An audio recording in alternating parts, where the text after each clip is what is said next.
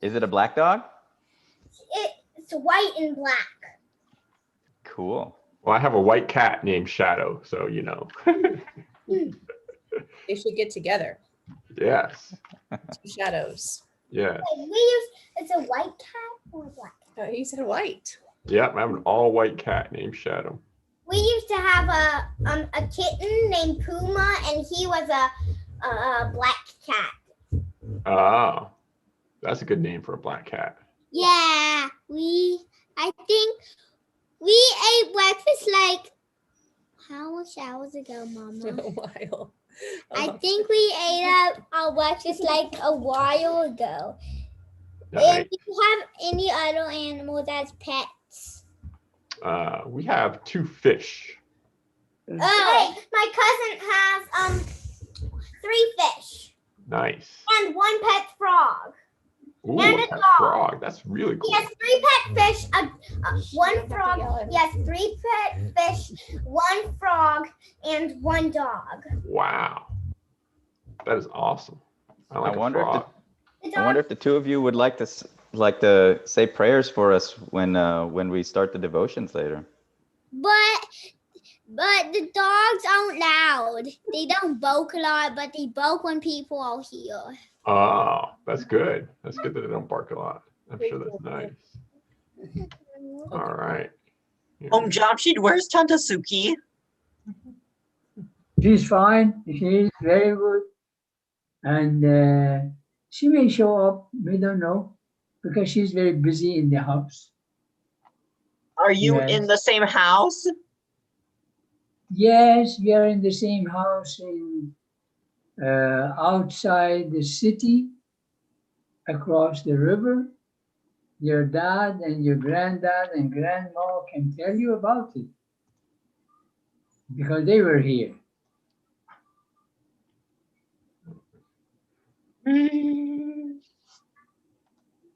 All right, here we go. All right, let's start. Get the devotions. All right. You are very active, Emilio. You do a lot of exercise?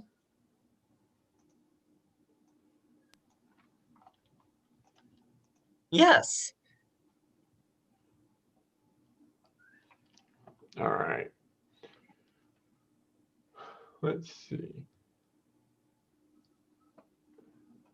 I'm going to see if I can find.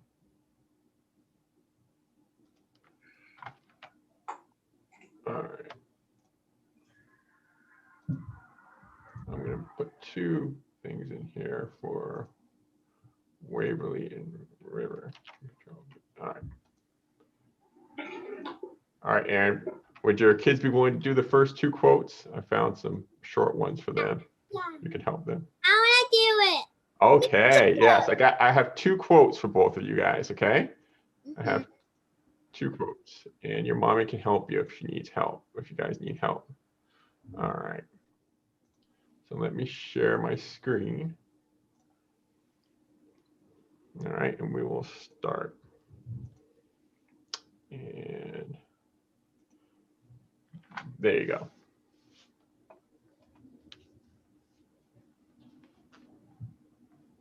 Your heart. What? Start over. Your heart burn with loving kindness for all who may cross your path. Abdul Baha. The next couple sections.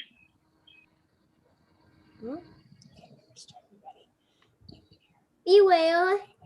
Be well. Lest you Lest you offend any help. Be well. Be well. lest you hurt any soul. Lest you hurt any soul. Be well. Beware. Be well. Lest you deal unkindly Lest you deal unkindly toward any person. toward any person. Be well. Be well.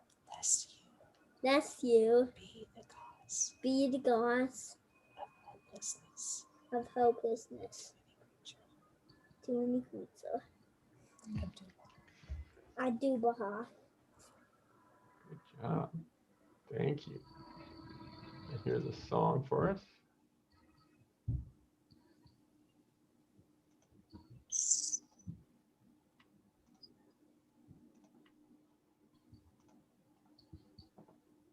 O Son of Justice,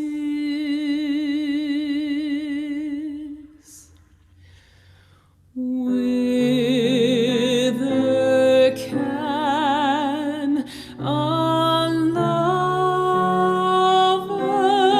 go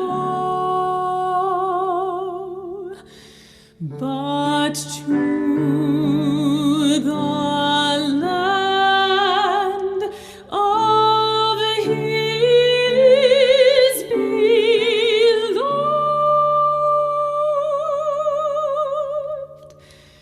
And what seeker findeth rest away from his heart's desire?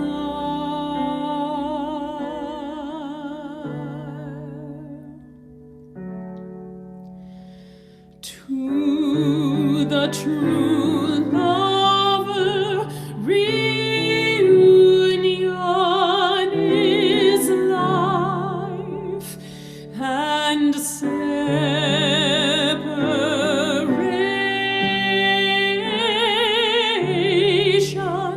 is death. His breast is void of patience, and his heart hath no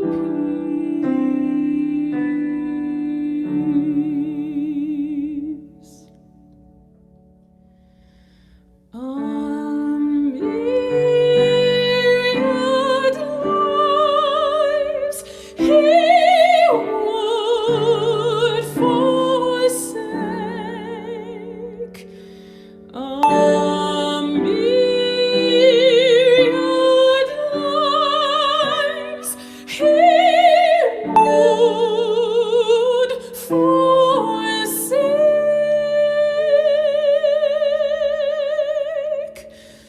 to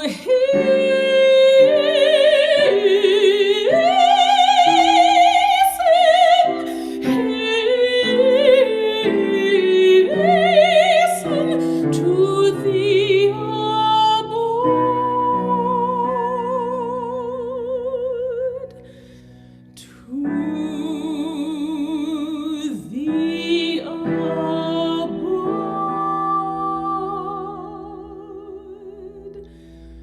of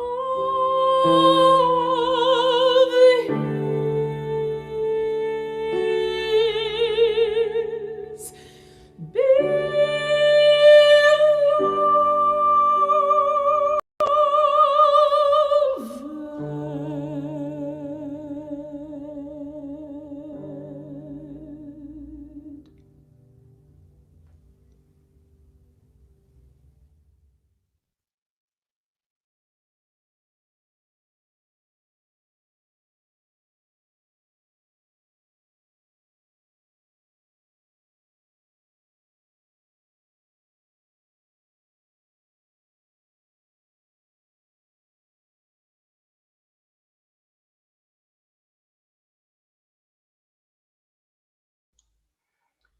With thy divine grace, O Lord, make wide the vision of my mind. Make manifest thy everlasting attributes. Make known the blessings of thy kingdom of heaven and the joyous recompense of the good mind. O holy Armati, inspire our consciousness with the ultimate truth.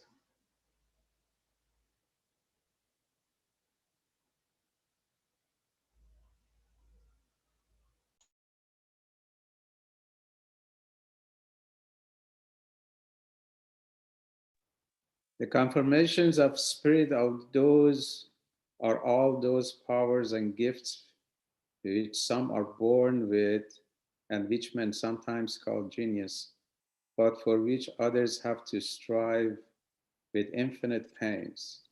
They come to that man or woman who accepts his life with radiant acquiescence.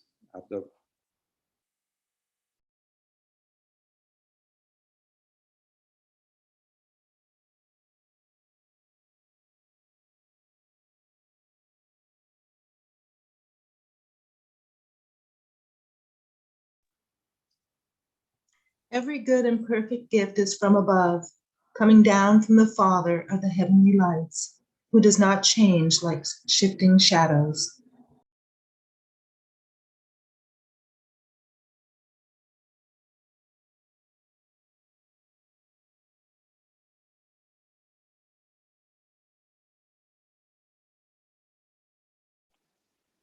There are two mistakes one can make along the road to truth: not going all the way and not starting. Endurance is one of the most difficult disciplines, but it is to the one who endures that the final victory comes. The Buddha.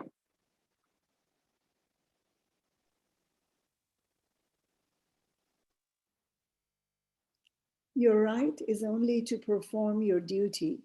You do not have right to expect any consequences thereof. You should neither be motivated by the fruits of your action, nor should they encourage you to be inactive.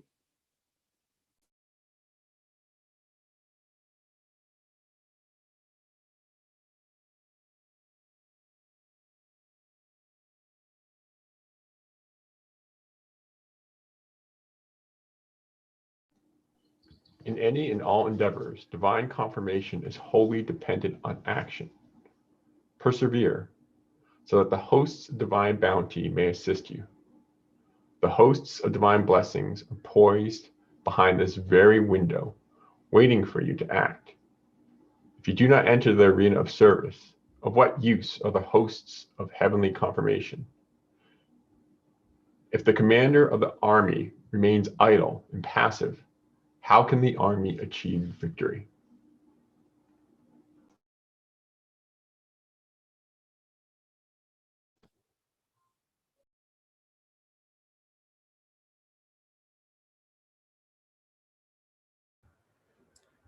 Set your heart on doing good.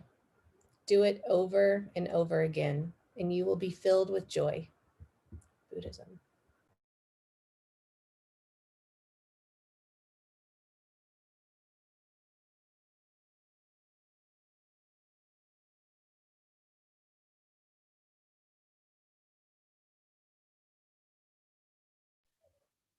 From a man's blessings, one may know if he be a scholar or not. Judaism.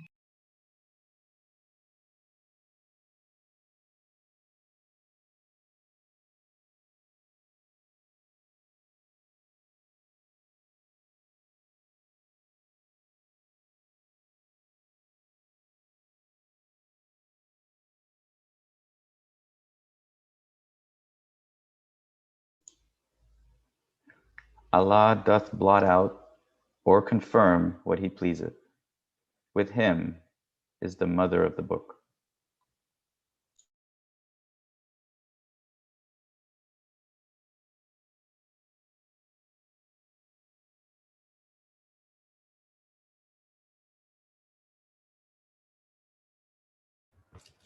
Good action will get you happiness. Bad actions will get you misery. To get anything, one has to act, perform. Without action, one does not get anything.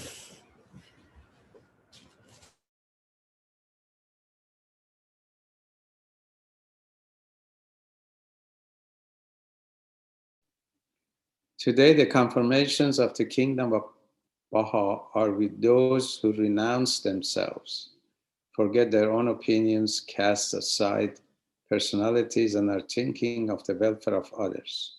Abdullah.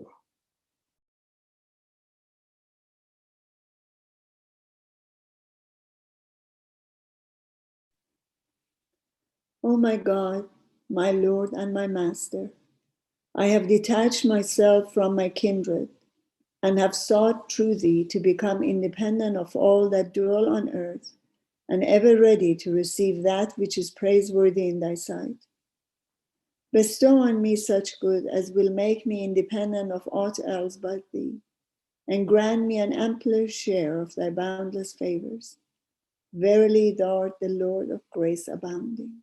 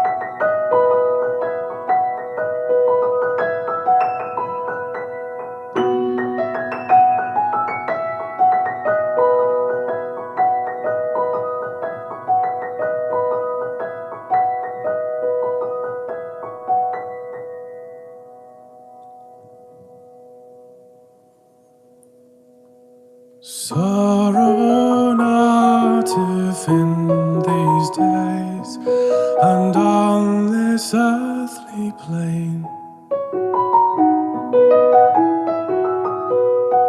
things contrary to your wishes have been ordained and manifested by God.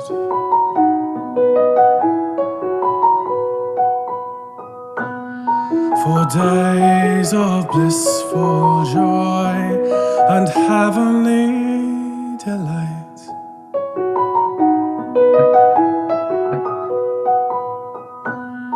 for days of blissful joy are assuredly in store for you.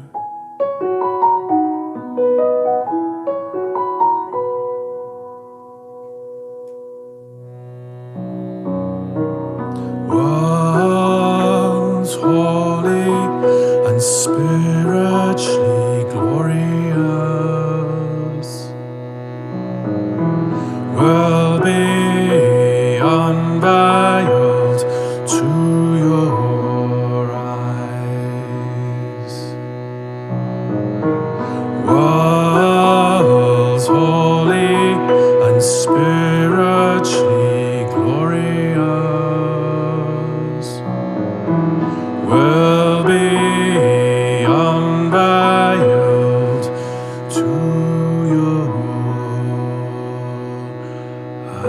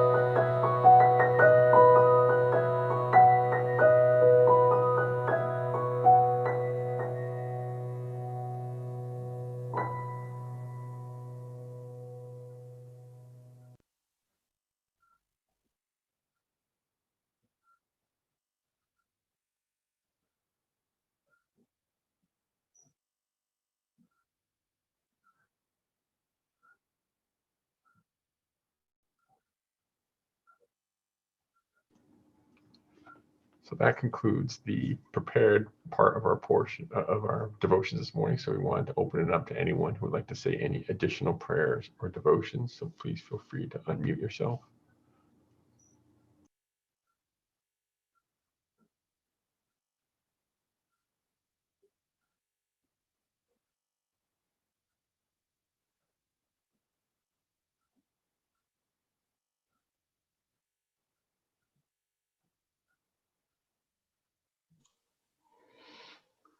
I'd like to say a prayer for the departed. Recently found out that a young lady we knew in the Austin community moved away, but she passed away. Grant, O my Lord, that they who have ascended unto thee may repair unto him who is the most exalted companion, and abide beneath the shadow of the tabernacle of thy majesty and the sanctuary of thy glory. Sprinkle, O my Lord, upon them from the ocean of thy forgiveness what will make them worthy to abide so long as thine own sovereignty endureth within thy most exalted kingdom and thine all highest dominion. Potent art thou to do what pleaseth thee.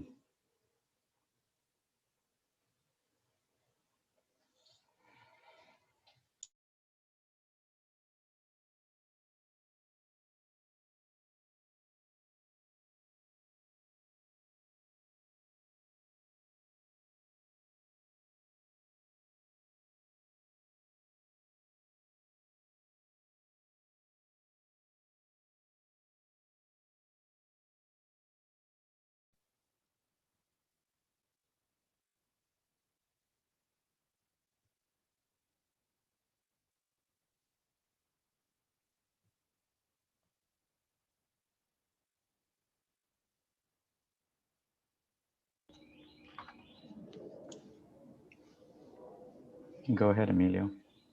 I don't see the prayer. Just say one from memory. I want you to give me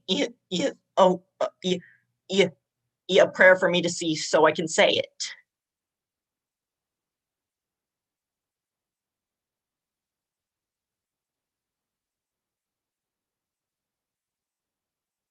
Please.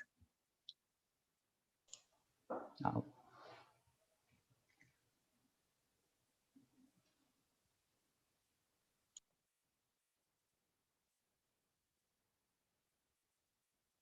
Thy name is my healing.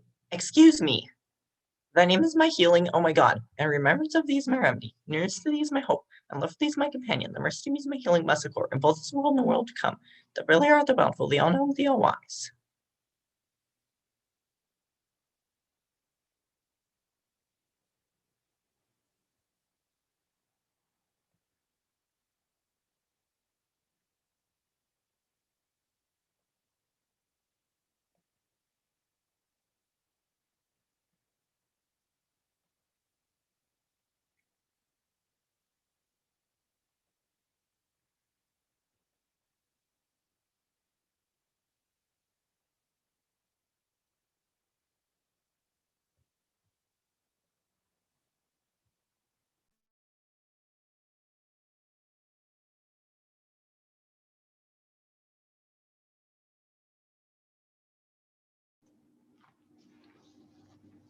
All right. Well, thank you, everyone.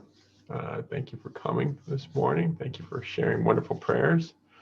So now I'm going to turn it over to Nabil to introduce our fireside speaker again today. Well, good morning, friends. I will keep this. Last week I gave a more expansive introduction, and I will keep it short this time. Mr. Jamshid Ardjomandi, who I've known since my first memories. He and his wife Soeki served at the World Center from 1997 until 2013 in various roles, including custodian of the Mansion of Baha'u'llah. Jamshid has also served as coordinator of the Office of Holy Places and as a pilgrim guide at the World Center. He pioneered in Suriname since 1970, where he met and married Soeki, and they have 2 sons and 5 grandchildren.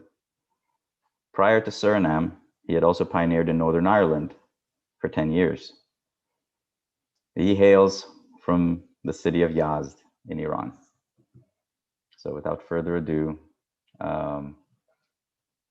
my uncle, Jamshid Ardjomandi.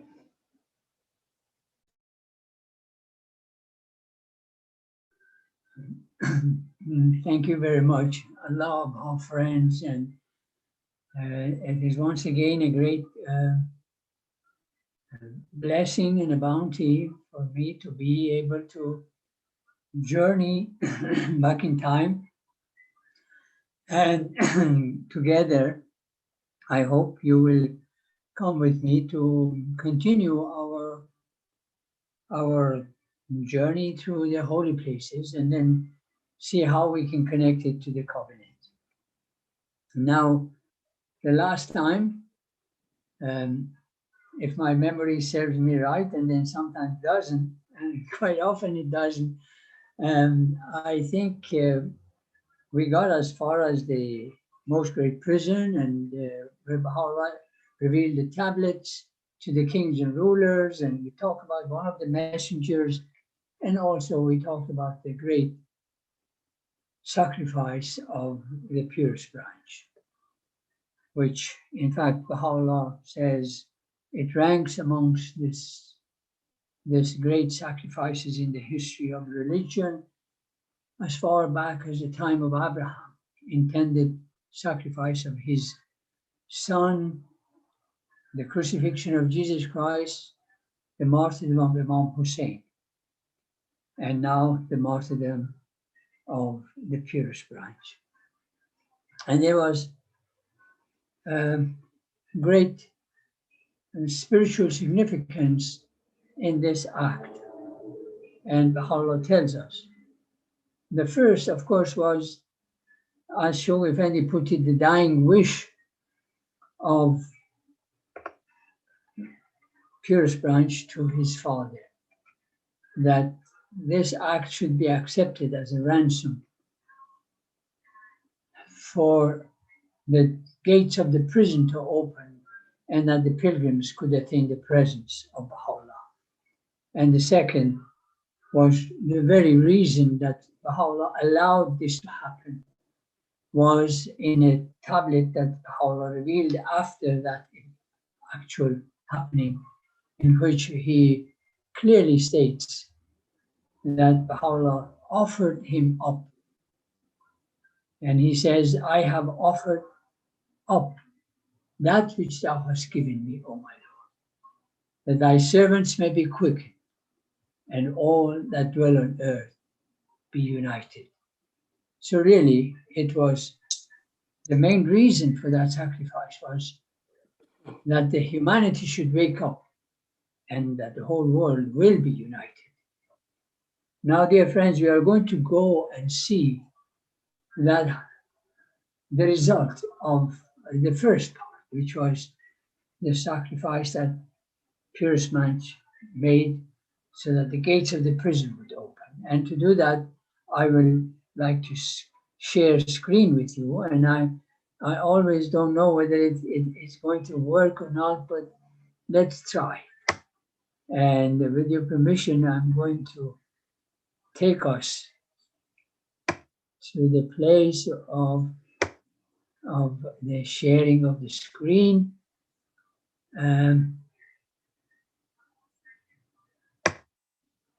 I don't think it is sharing yet. I'm going to try again. Oh yes, it is, but the image is small. Let's see whether we can get it to do what I want. Yes. And so, dear friends, this is the purest branch. And he was 22 years of age when Baha'u'llah sacrificed him, for the reasons that we have mentioned.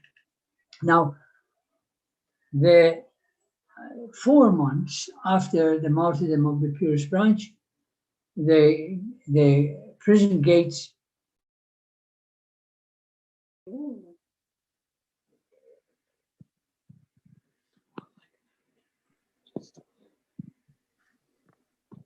You got muted for a second. Sorry. There you go. Sorry, it always has this little problem with me getting to do what I want. Yes. So this is the 22-year-old purest branch that was sacrificed for the sake of the unity of mankind, and of course his wish. And his wish was granted exactly 4 months after they martyrdom. And the gates of the prison were opened, and Baha'u'llah and his family and companions were allowed to leave. And Abdul Baha was able to find various houses in the city of Akka for them. And those houses all were very small and they could accommodate only a few people. So for all the 70 of the companions or more, Abdul Baha was able to find places for them in the various caravanserais known as the Khana Abamid, the Khana Afranj, and the Khana Shawardi. And these were places where they had rooms, and Abdul Baha could rent it for the friends. And ultimately, Abdul Baha was able to find this house, which was relatively bigger than the rest, and Baha'u'llah and his family and part of the companions moved into this house, and they came in through this door. And Baha'u'llah went upstairs and took up his residence in this house, which, or in this room, which really became his private room. Now, I want to take you inside this house. And to do that, we are going to go through this. And there's a lane next to this house, which looks like this today. And it wasn't, of course, like this in the past. It's a very narrow place. One car can hardly get through it without rubbing against the walls. And as you can see, certain parts it has. And then when you go a little further, you come to this house, which we know as the house of Abud. And there, it's running too fast. This is the house of Abud, which was is the front part of that house, which was occupied by Baha'u'llah. And then about 2 years or more after occupying the back part, this part also became available, and Abdul Baha was able to rent this part for Baha'u'llah. And now I want to take you inside through this door. This is the door that we, as pilgrim guides, take you all in to the house, and when you enter, this is where you come. Now, in the olden days, the friends used to just go up the stairs and go to the upper part of the house of Abud and Uri Khamar. But now, this is an additional part has been added, and you enter that house through this room, and you come here. Now, this is really the place. This is the door, the old door that I was showing you. This is the door through which Baha'u'llah entered this house. And what is really significant is that most of this part of the house is original. And being original means that really Baha'u'llah walked on these paving stones. And that makes it a very, very special place for the pilgrims to visit.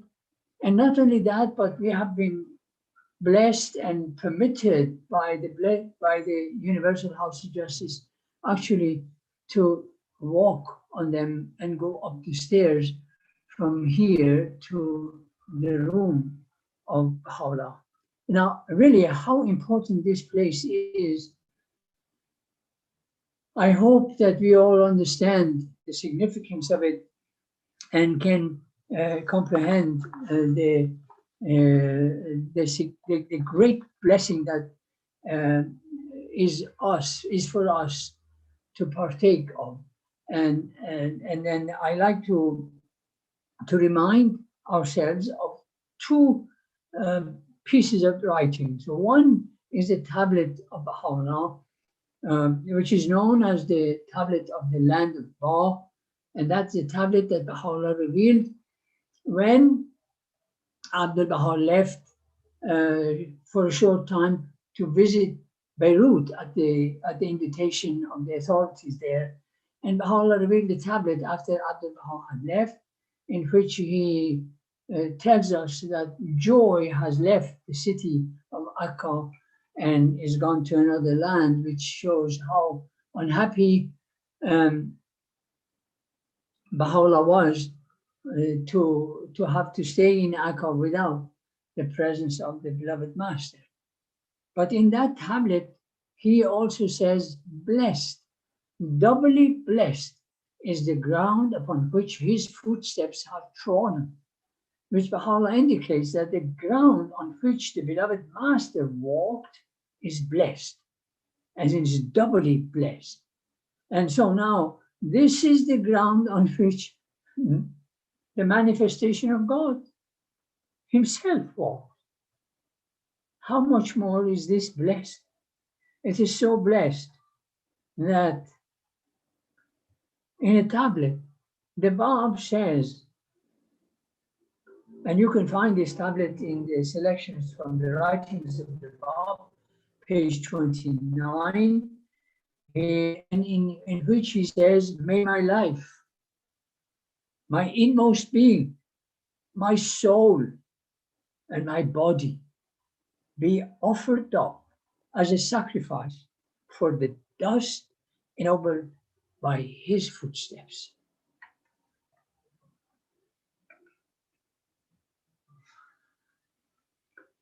Dear friends, the Bab wants to sacrifice everything for these stones, because these have been sanctified by the footsteps of Baha'u'llah. So how important is this to us when we go on pilgrimage, to realize that as we walk on this, to go up these stairs and to come to the upper part.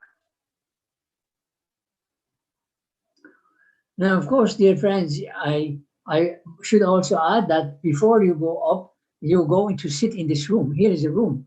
And then, of course, in this room, you will be served tea. And let me just change this because it is causing a little problem. Before you go up the stairs, you come and sit in this room, and you are served tea by the custodians and their staff members.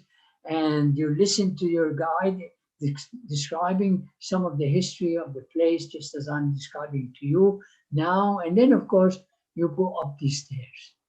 Of course, you can see some of the stones on the steps have been changed over the years because they wear out as we go up these stairs. But some of them are still from that time.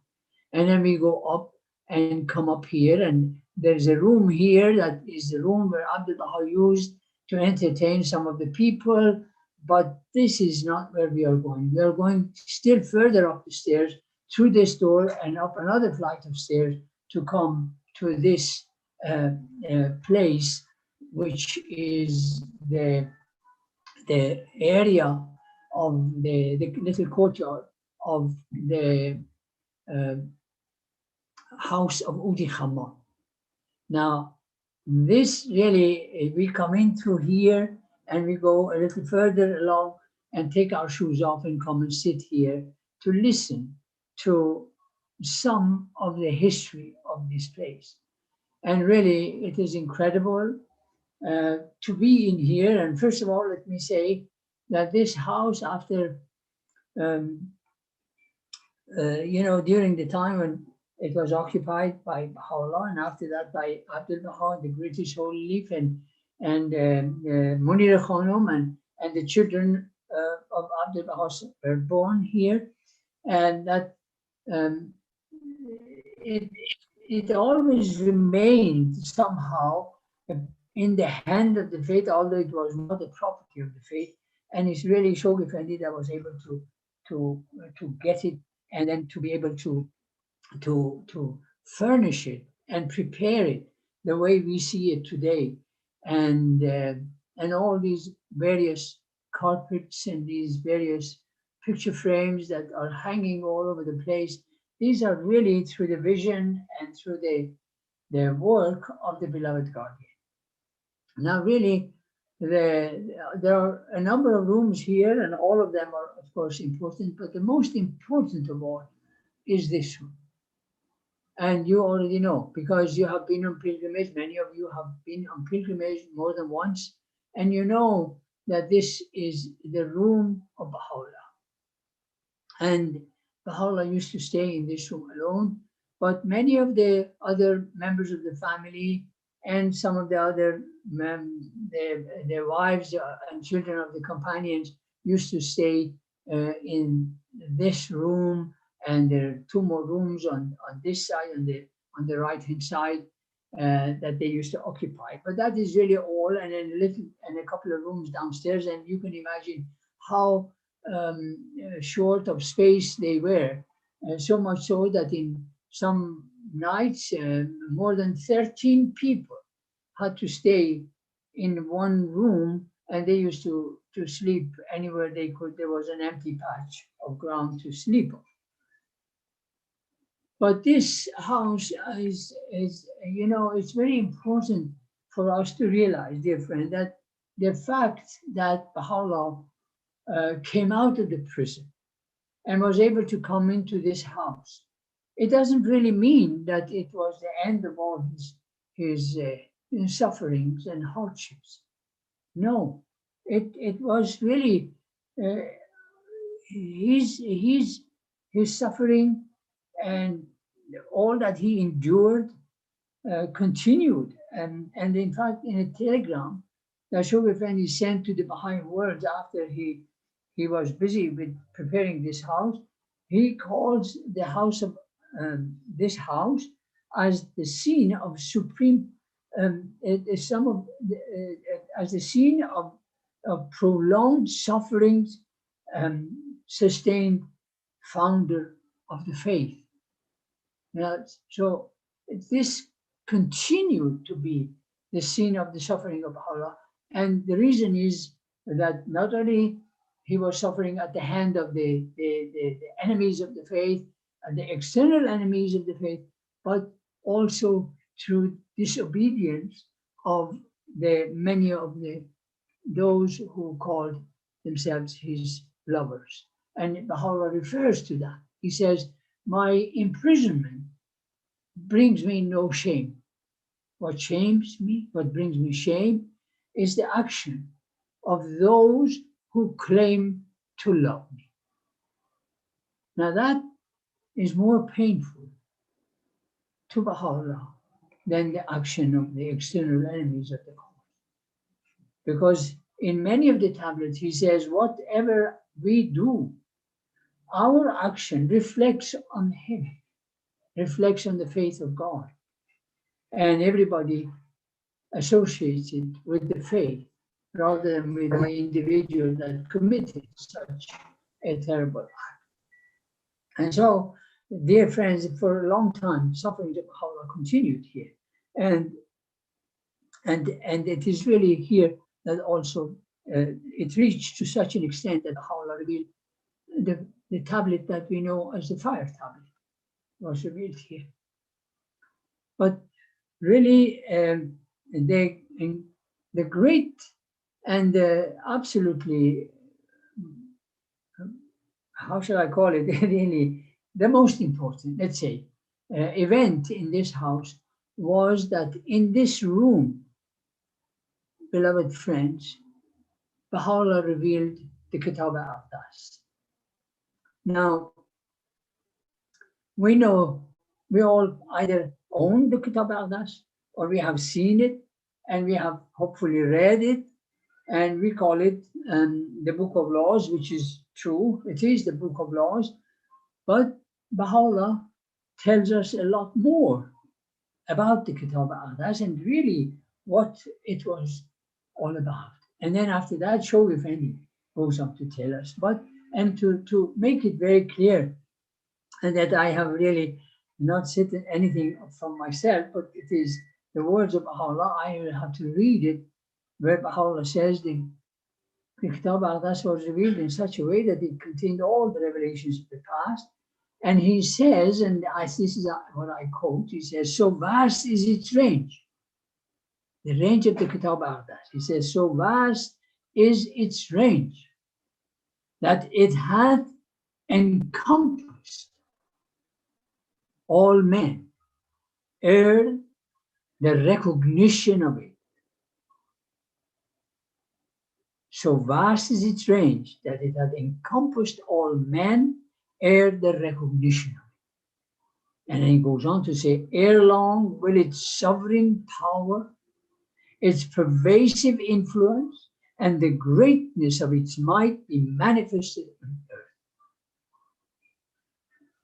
So, dear friend, we see that the Kitab al-Aqdas has a lot more that is going to manifest to humanity on earth in God's own time. And really, it is incredible, because what is really so incredible is that we as pilgrims have the privilege of actually entering this room.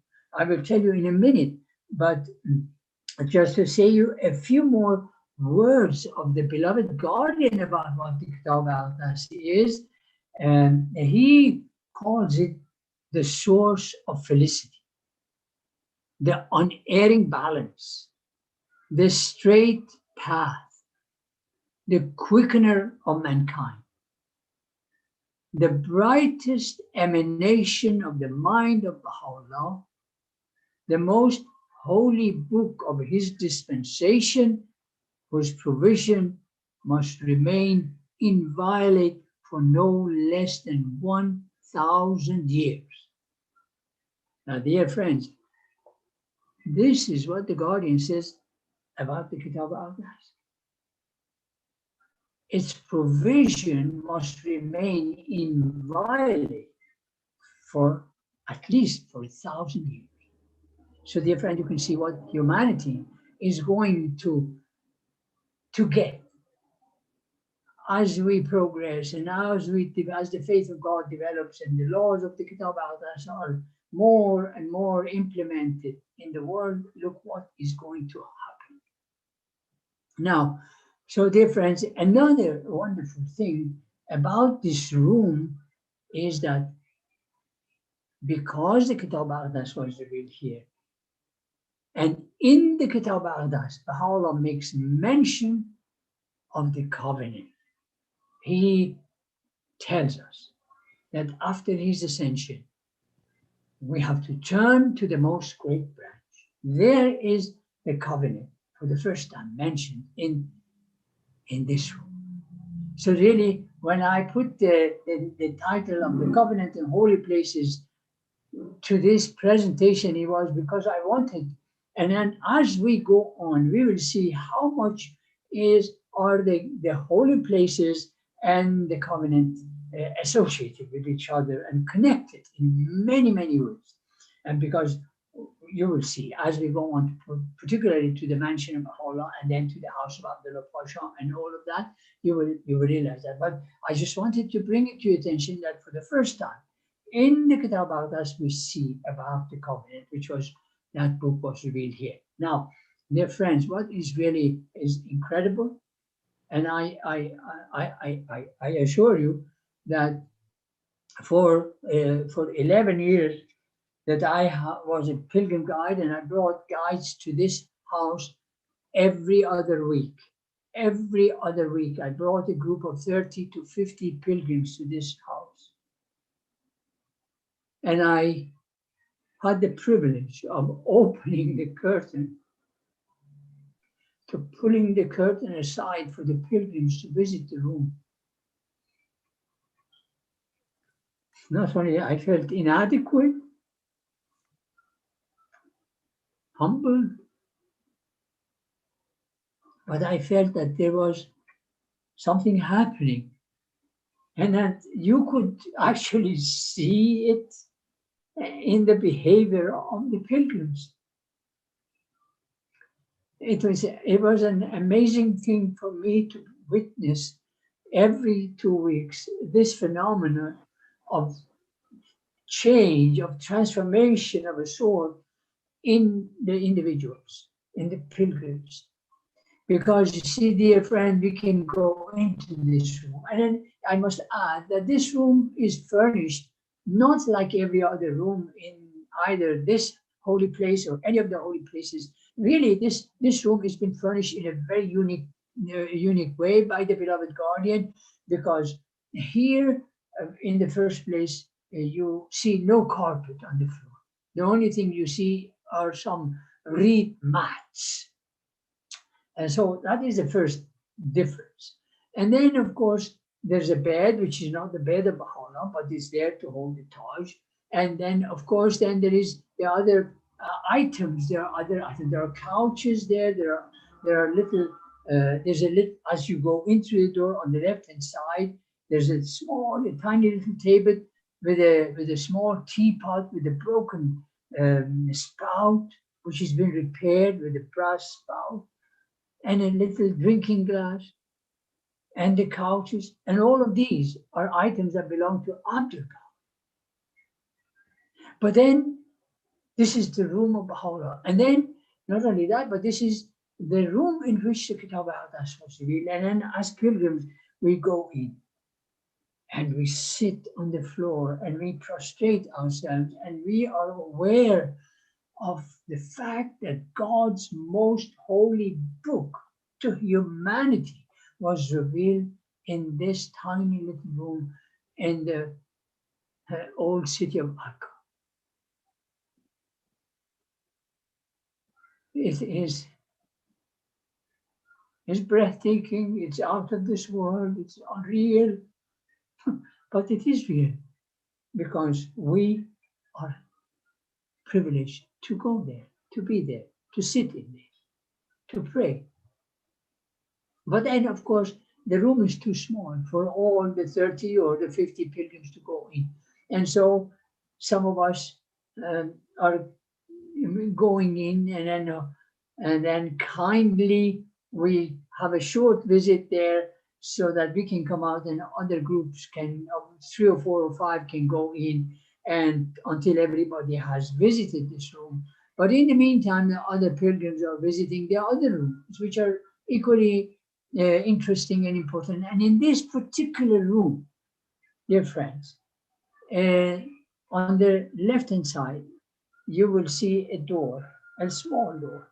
And there inside is a little bathhouse, which was used by Baha'u'llah. And it is just, as I keep saying, it is not real, but it is real because we are standing there and we are seeing it. But to be able to actually visit the room in which the manifestation of God, the blessed beauty, took his bath, and the room in which he slept, and revealed all the tablets and the Kitab al-Aqdas and all of that. It's beyond my capabilities to describe. And of course, you know, dear friend, this is another picture of the same area, and you can see here the door to another room, and that room is also very, it's quite interesting because this is the room that everybody refers to as the room in which 13 people used to sleep at night, but probably there were other rooms also in the same situation. And I must add that Rui Khanum mentioned to the guides many times that this little garden was actually created by the beloved guardian just to add to the beauty and to the charm of this holy place, which is so unique and so wonderful. So, dear friends, I have to move on because we have little, we are running out of time, and I have to keep going. So this now is the actual photograph of the doorway into the room, and you can see above the doorway there is this picture frame with the name of Abdul Baha, Ya Abdul Baha Abbas, and the next to it is the photograph of the resting place of the greatest holy leaf. And here is a copy of one of the tablets of Baha'u'llah, the tablet of the branch. And so it goes on. Every inch of this house is full of relics, full of items of great interest for the pilgrims, and it is never enough time for them to see and to experience everything. So, dear friends, we have to go to the other side. This is the other half of the house. Now, what happens is that, you see, this the owner of this house initially was not very happy about the owner of this house renting it to Abdul Baha, and that these people who had been made to be to look as strange as the Ajam, means the Persians, as the godless people, to come and live next door, and he was very unhappy about it, and he was not he didn't hesitate to make it known to his relative Udi Khamar, who was the owner of this house. But you know, really, it is incredible what the love of Abdul Baha did to the people of Akka. Now, events that took place that caused pain and suffering for Baha'u'llah are numerous. I cannot go through all of them without running out of time and not being able to get any further than here. But so I have to leave it and hope that some other days we will be able to do that. But the point is that the sufferings continued, but the love of Abdul Baha in the city of Akka conquered the heart of the ordinary people, the people in high places, including the owner of this house, which was Abu. That house which we came from is known as the house of Udi Khamar. This is known as the house of Abu, but collectively we call the whole place the house of Abu. Now, it's very interesting that Abu, after building himself a very nice place outside the city of Akka, moved there. And this place, this was his own home, became vacant, and he offered it to Abdul Baha. And he says, you can have it if you wish. And of course, Abdul Baha rented it and repaired it and then made it ready for Abdul Baha. But there's one point I should mention, and that is that Abdul Baha, you know, when he was in the city of Akka, of course, Baha'u'llah had invited Munir Khanum to come to Akka so that she could marry the beloved master, and she was living with Aghay Kalim Mirza Musa in another place in Khana Awamid. There was another house, and she used to stay there. And then, you know, the people like Abu and Udi Khamar, they were well-known people. They knew everybody's business, and so they knew she's here, but why she's not getting married was not very clear. But this Abu worked it out, and he saw that Abdul Baha has nothing, has no place, hasn't got even a room, because Abdul Baha one night was in the Khana Awamid staying in a room there. Another night he was staying here with the 13 people in the same room. Another night he was in Khana Shamardi, so he had no place. So Abu came and prepared a room in his own house. I think this is really the sweetest thing this man could have done for Abdul Baha. He prepared a room here, you know, right in this area. As you stand facing the door, it's on your left hand side. And when it was ready and it was furnished and so, Abu went to Baha'u'llah and offered it to him as a room in which Abdul Baha could get married. Isn't that nice? And of course, Baha'u'llah graciously accepted his offer. And shortly after that, Munir Khanum and Abdul Baha got married and lived in that room for some time. Some of the children were born there. And then when this part of the house became vacant, and it was a bigger and more beautiful part of the house. Really, you will see when you are on pilgrimage. And then the room was prepared by Baha'u'llah. Baha'u'llah moved from that room where the Kitab al-Das was revealed, which is a tiny little room, looking, you know, on the one side, he was looking towards the square in the city of Akka, and then another side was looking into the living room of the neighbors. So I had no view. But in this side of the house, it was beautiful, much more beautiful than the other side. And then, of course, Baha'u'llah asked Abdul Baha to go and live in that other room, the room of the Kitab al-Aqdas. And that is why there are so many of the items in that room that belong to Abdul Baha. The couches, the teapot, and the little bottles, and the chest that is there. Now, we're going to come here. There, I cannot take you inside because I want you to have something to look forward to when you go. But this is the door. You are going to enter through this door. You come into a hall which has been furnished so beautifully by the beloved guardian, and you sit there, and the pilgrim guide talk his head off as I am doing, and then he tells you about the history of this side of the house and all the incredible things that happened here, and then he points out the rooms. On the right, on the left-hand side, say around this area, is the room. Is a room of the greatest holy lady. At last, she had a room. And the beloved guardian, in furnishing that room, has put a chest, a wooden chest that was belonging to her. But really, what is very, very touching is that above that, the beloved guardian has put a number of picture frames of the greatest holy lady from the time when she was this young lady, beautiful, and just incredible. And then gradually, as she ages and comes to the last photograph that was taken when she was really quite advanced in age, but all the time you look at it and she's aging. But that incredible light and the beauty of her face never changes.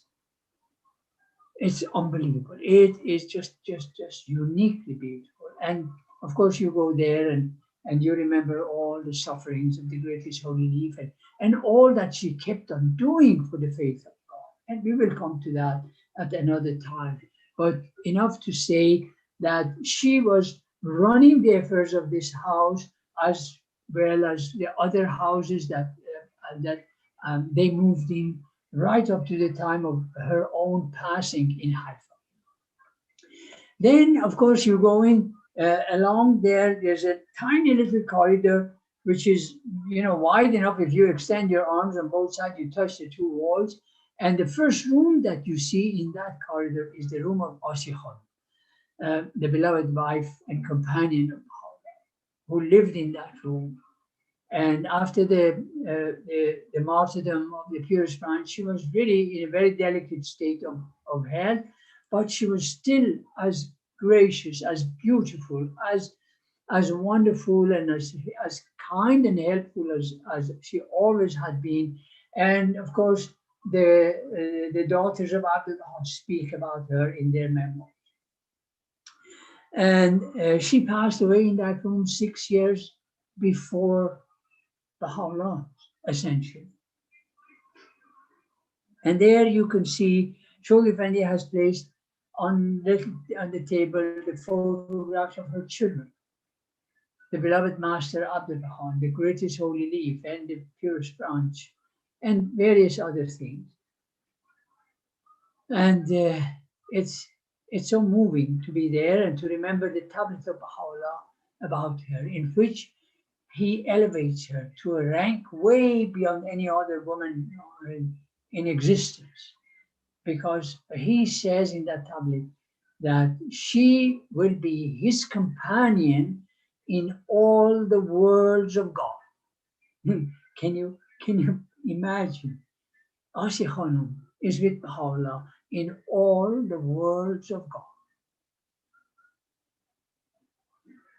And then we come finally to the room of Baha'u'llah, which is big, beautiful. And the beloved guardian has furnished it in such a way that the moment you go in, you see immediately the mattress of Baha'u'llah. In the olden days, they used to put mattresses on the floor and sleep on it. And in the daytime, they will take it away and becomes your sitting room and your dining room and everything else. And at night, they bring back the mattress and then it is a bedroom. And so you can see the mattress of Baha'u'llah. And on top of the mattress, there's a sheet, is a folded, things are inside a covered sheet. And these are other items for sleeping, like mosquito nets and blankets and so on. And then there are other things like the Taj of Baha'u'llah, sitting in a corner where he used to sit customarily on the couch, which is known as the mandar. And then there are two chairs. One is a rocking chair and one is an ordinary chair. And these are all items that belong to Baha'u'llah. And the beloved guardian has placed them all in that room. And you come in as a pilgrim. And everyone does his own, gives vent to his own feelings, and others, some prostrate themselves and others stand, and others are in tears, and others are, their hands are raised to the heavens, and everybody in their own way, they are manifesting their feelings of humility and submissiveness to their Lord.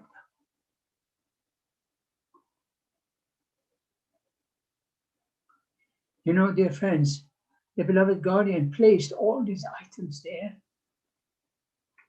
so that when we come and you see the bedding of Baha'u'llah,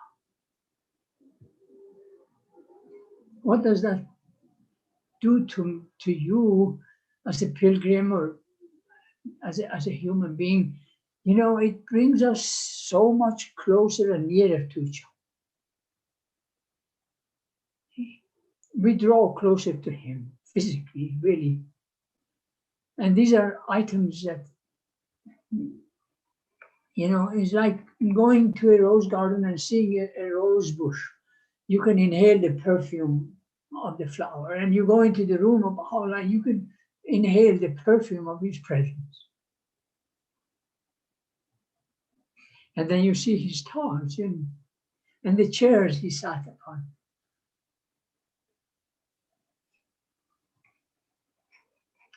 And in this room, many a visitor came to his presence. And it is also in this room that he said that it is more than 9 years, that he has not seen anything green and beautiful. And Abdul Baha says when he heard that, he started to look for gardens of beauty outside the city of Akka to which Baha'u'llah could go. And he also made a carriage, the first carriage to be built in the city of Akka, so that he could drive Baha'u'llah to these gardens. And the story of how he found the gardens and how difficult it was, and how he had to convince Baha'u'llah actually to come out of the prison city and go to the gardens of Mazra'e and to the garden of Rizwan is really so incredible and so wonderful. But as I say, I only have 15 minutes left or 10 minutes left. So I really want to take you to the Rizwan garden first. And you see, I'm just going to skip. And after he was able to get Baha'u'llah's permission to leave the city, and then agreed to leave the city, Abdul Baha drove Baha'u'llah out of the land gate. You remember, Baha'u'llah came into the city 9 years earlier through the sea gate and left through the land gate. And this is a drawing of the land gate so that you can see the sea was right lappingly next to the road, really. And the boats are here, and here is a man carrying the load. But this is the land gate as it looks now, today. And we also come here for a visit. And of course, then it also, we go to the Rizwan garden. Now, dear friends, the Rizwan garden. I can tell you, this was, you know, a garden that Abdul Baha found, and it was known as the Garden of Nami. And it was very beautiful because it has a stream running around it and creating a little island in the middle. Now, but when after Abdul Baha and the friends had finished really working on this garden to create it and to make it into a beautiful place where Baha'u'llah could come and really enjoy, and Baha'u'llah arrived here, he gave it the name the Garden of Rizwan, the Garden of Paradise, because it looked, in comparison to the terrible city of Akka, this is a paradise. And believe me, when the pilgrims come and they get out of the bus, you know, on the road, and they have to walk quite a distance along the path to come to this place, which is really the doorway into the Rizwan garden itself, because the garden, Rizwan garden, is made up of 3 different gardens. This is the Rizwan garden, and this is the Ashraf garden, and there's another one, Firdaus garden, and these are the areas in which the shrine of Abdul Baha is being built now. So dear friends, that is another little information for you. So, but this is the Rizwan garden, and the friends are really bouncing. It's just such a joyous thing to watch, and everybody's taking pictures, and it's such a busy time. And then you come, and here you cross the bridge, and you come go over the water, and this, how the water come to be here again after many years that the spring had dried is another miracle, because the House of Justice, using modern facilities, recreated the streams. Now, this really is the fountain, the beautiful surroundings that and the benches. These are replicas, of course. I must hasten to add, because wood and paint and these kind of things do perish after a while in the heat and the rain and the sun and so on. And so these are replicas, exact replicas of the benches of the time of Baha'u'llah. I hope I have some old pictures to show you. But dear, excuse me, I have to. This is the replica of some of the benches from the time of Baha'u'llah that Abdul Baha made, and the fountain wasn't there, and they had to work really hard to create the fountain. And of course, I will tell you how they created the fountain very quickly, because really it is it's a very clever way, because the streams are too low, and they had to create it. And so they had this system set up here of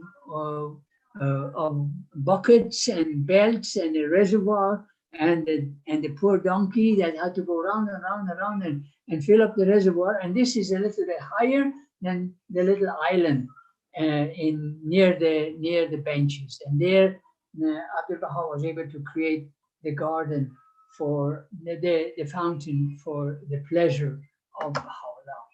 And then, of course, if there was no donkey, one of the believers would then himself go around and fill up the reservoir, so that the fountain could still work when Baha'u'llah came into the Rizwan garden. But really, what really makes the Rizwan garden is more than that, is the beauty, is the peace, is the atmosphere.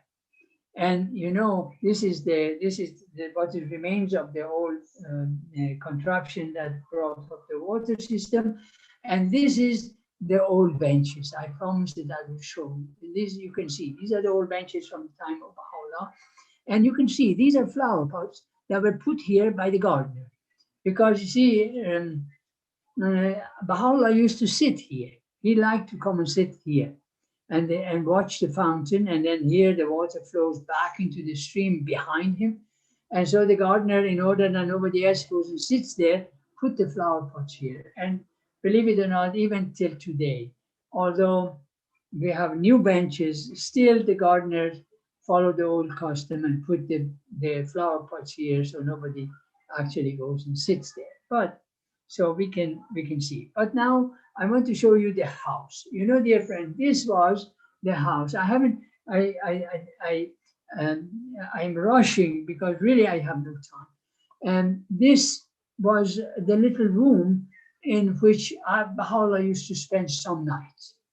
You know, the Rizwan Garden was like a picnic area.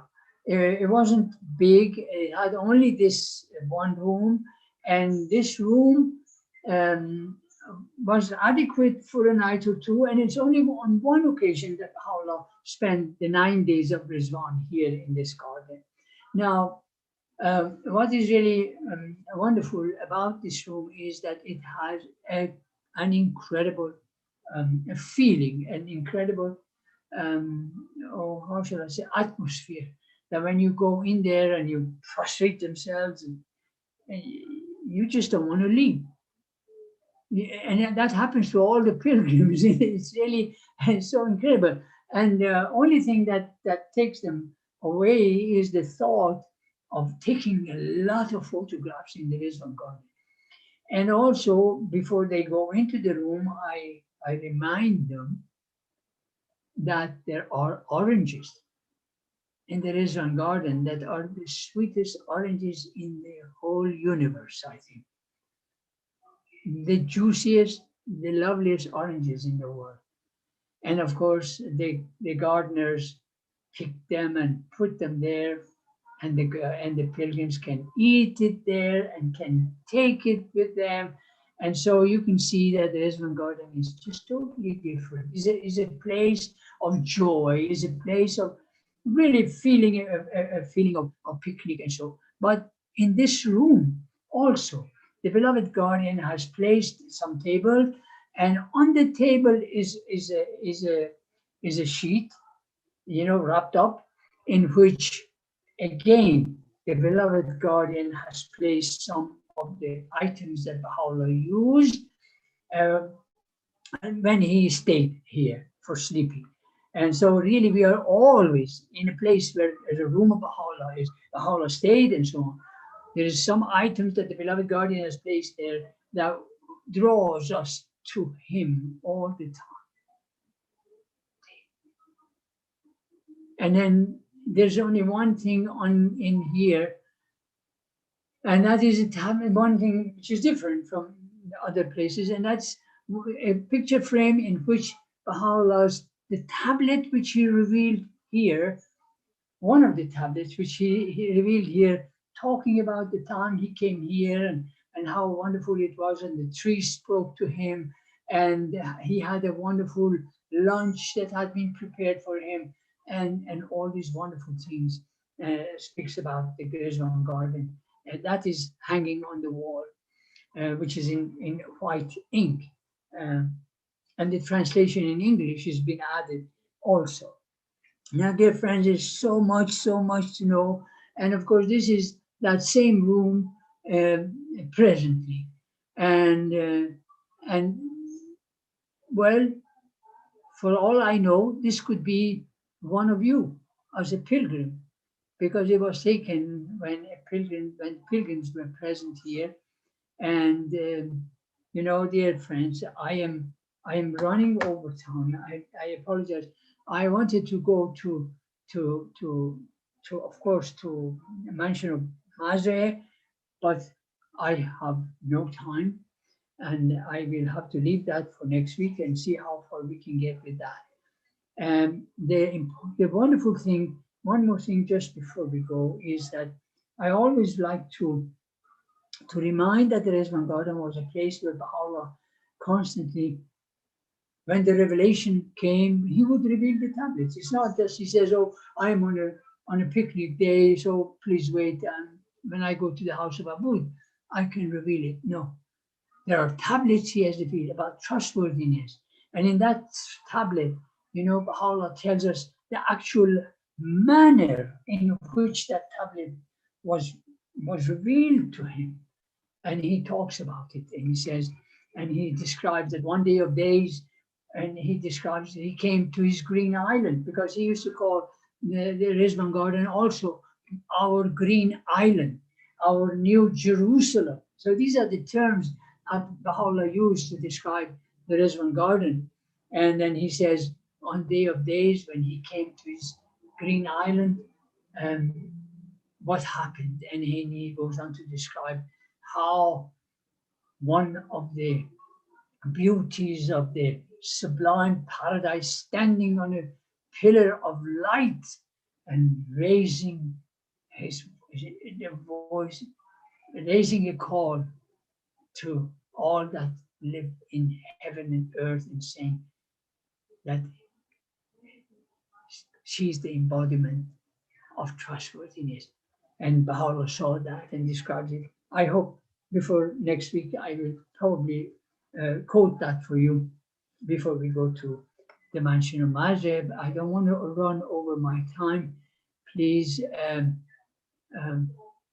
I will end the story here and apologize for running too long. Thank you all. For what it's worth, I don't think you ran over. Thank you, Om. I have a question. When we see the old pictures, they're all black and white, obviously. And then in the new pictures, or if we have the bounty of being there in person, we see a lot of the blue and white color scheme. Was that new, or was that same color scheme in what was there in the time of Baha'u'llah? There was a shade of blue, but according to Ruya Khanum, she says, she told us, that she was always wondering about the blue also. And then after the passing of the beloved guardian, she was going to his desk and so on. She came across a block of wood with this shade of blue on it, sitting in the desk of the guardian. And she compared it and says, okay, now I know that this shade was selected by the guardian. And then from there on, this became the color that we now use in the holy places, in the building. There are some very rare exceptions. And for example, in Mazre, you will see that the windows of the room of Baha'u'llah is painted white. But in general, that is the shade of blue that is used extensively in all the holy places in Haifa, as well as in Akka, Mazre, Baha'i, and other places.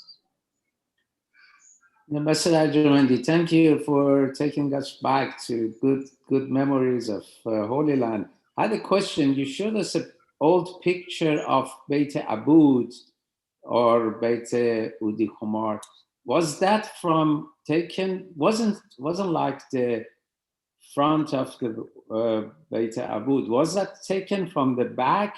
I think the back there is a circular garden. I think that's. So the entrance was from the behind during the time of Baha'u'llah. Is that right? Yes.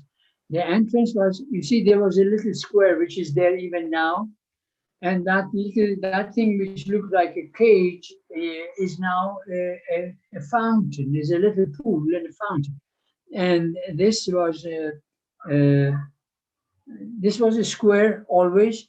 And it is from there that the Baha'u'llah came, actually from the prison from behind. They came from the back, not from the front, and they entered the house through the back door. And as you know, the house next door is also now a property of the faith to protect the house of Udi Khamar and the house of Abu. And then the door that I showed you, that is the door that entered. There's another door to the left of that, and that was a place of business of Udi Khamar. that room, which now the pilgrims sit down to drink tea, was like a shop, like a place of business of Udi Khama. They were merchants, and so that door was to the left of the entrance door to the house. And this is a very old photograph, and yes, and that I think that answers the question. Yeah, you know, one other question. You know, I always wondered, you know, in that very narrow alley that is now the entrance of the Beit Abud is, there is an arc structure that connects this house, or is a bridge type of structure between this house and the house beside it. What is that used to be there, and what's the purpose of that? I think, and it exists actually in the old picture too, because you know the buildings were so close to each other and they were not stable. They were right next to the sea, and they were probably leaning because in fact the prison had that problem and had to be closed for a long time to fix it. And so in order that the two houses don't fall on each other, they created this. And then in other parts of the old city of Akka, they have used these incredibly massive beams between houses, wooden beams. And they are using special, they are really thick spikes with a screw ends that have been driven into these buildings that will keep them apart. Otherwise, they have the mortar wasn't of the quality that can be so stable because of the salt water and the salt air. It just crumbles like sand, and so that is just to prevent the buildings actually falling on each other. Thank you. Mr. Ardjomandi, wasn't there originally a wall between the house of Udi Qamar and the house of Ubud that the Baha'is tore down to make one big house? Yes, there was, and in fact, that is the house that is the wall that Abud made it stronger and higher after the Azalis were killed in the city of Akka, out of fear that they will also attack him. So he made that wall even higher and even stronger. And it is afterwards when the property was acquired, the beloved guardian made just a doorway between the two, which is a metal doorway. And I have some photographs, but as I said, the time is short. Maybe next time I can show you that picture. It's a metal door between the two houses. But you are right, there was a wall.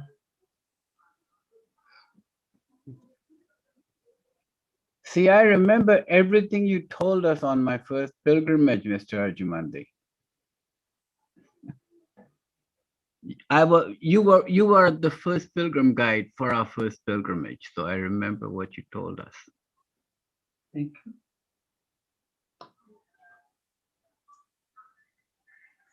I've had the privilege of having so many of the pilgrims from the East and the West and lately from China. It was so wonderful to be their guides and see their reaction when they came to the holy places, and particularly to the shrines and to the shrine of Abdullah. Oh, that was always so uniquely different from all the other places they visited, because they knew how much Abdullah wanted to visit China. And they have the tablet of Abdullah about China. China was the faith of Baha'u'llah must march. Where is that pure-hearted teacher of China? You know, that tablet. And so they have a very special place. And then I had the privilege of being with them when they actually say the tablets of visitation in Chinese in the shrine. Abdul. It's so touching.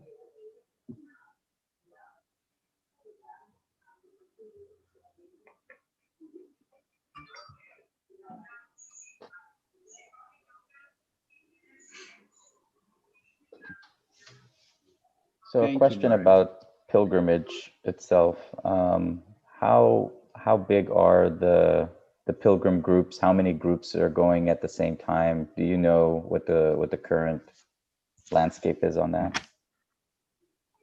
Well, as you know, presently the door of pilgrimage is closed until October. Actually, I'm happy to say that I was making the presentation to some friends from Uzbekistan and Kyrgyzstan and so on, and one of them says, "I have a date for pilgrimage in October." So, dear friends, it seems that things are going to be better in October if the House of Justice is allowing pilgrims. That's the first thing. Okay, the groups have been increased, and that, you know, it used to be when I started as a pilgrim guide, the biggest group was 120, and we would divide them in 4 groups, and we thought that was big. Then the House of Justice says, "Okay, friends, we are going to raise it to 400." And so that is when I left. The groups were to be 400, and once or twice we had groups as large as 400, and we had maybe 10 pilgrim guides dividing them, and each taking about 40, depending on the language situation. But then, of course, as the situation changed and economical problems started, the numbers dropped, but then it was picking up again. So it's a little bit of a yo-yo with the situation economically. And so the friends do. When I left in 2013, there were still about 250, 280 big, yes.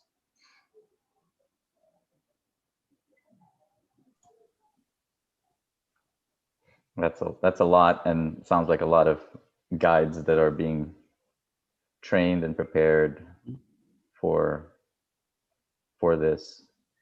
And it's incredible that it is done at zero cost to the believers, right? I mean, we have to pay our way there, but you know, this is all a service to all of us. Yes.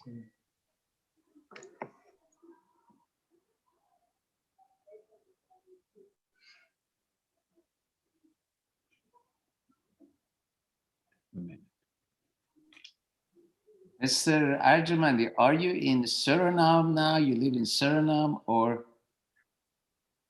Yes, we live in Suriname. We're back in Suriname after. Mr. Yazdani has promised to take me there. So, okay. Mr. Yazdani.